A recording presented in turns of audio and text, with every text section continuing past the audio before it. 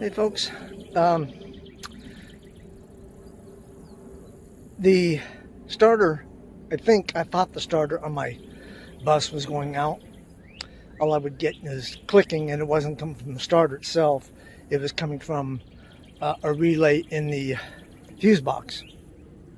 So I ended up taking the starter out, taking it to O'Reilly's.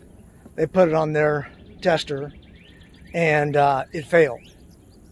Well, I wasn't satisfied with that, and the fact that the new starter, or even a rebuilt starter for mine, let me show you that starter. Well, that runs without the core. It's or once the core's been paid back, it would be about $375. And I says, been looking around and maybe even have it rebuilt. Then I decided to myself, I'm going to test it myself. So I did. I am doing that, and I did that, and it worked. Let me show you what they messed up on, though. All right, so when O'Reilly's did the test,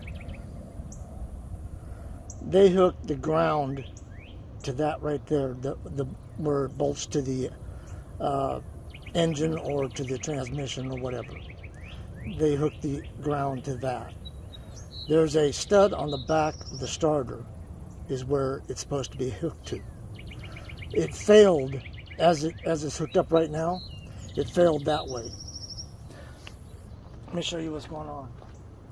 So I've got a jumper wire right here. This is my trigger wire, and as you can see, it doesn't do anything. It doesn't do anything for the starter.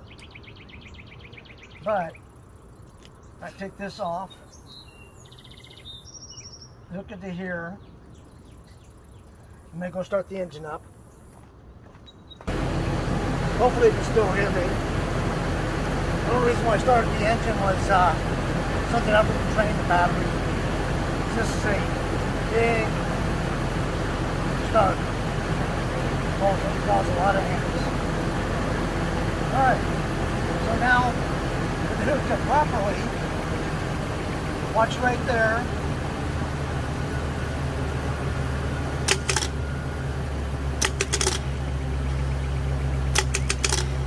You see it's working just fine. So O'Reilly's test, they failed O'Reilly's test because they had it hooked up to where it mounts, and that's not a good ground. You need it hooked up to the back. Let me show you that. So that's where it's supposed to be hooked up to right there. That's your ground point. And then that's your hot point. And then that's my trigger. You don't have to have it hooked up to the vehicle for a trigger. All you do is go off a hot and come back around and go to that right there, which is my trigger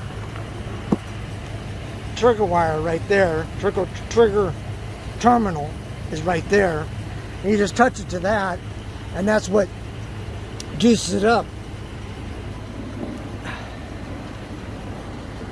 So the moral of the story, don't always trust that O'Reilly's or AutoZone or Napa or whatever, that they know what they're doing. If you see them hook up the ground to the base of it, it usually works, but not on this particular unit, especially when you have a grounding post. A lot of them may not have grounding posts, but just don't always trust their work, because they might have hooked it up wrong, and that's what happened in my case. And so now I'm just gonna put it back on, and now I've got to find the broken trigger wire. I got the wire that hooks up to the solenoid, the trigger stud. That wire somewhere along the way is broken, so I've got to find that and repair that so that I can start my engine back up. Anyhow, just figured I'd give you a heads up, I guess, on not always trusting the automotive parts store to know what they're doing. Anyhow, hope that helps somebody, and see you on the next video.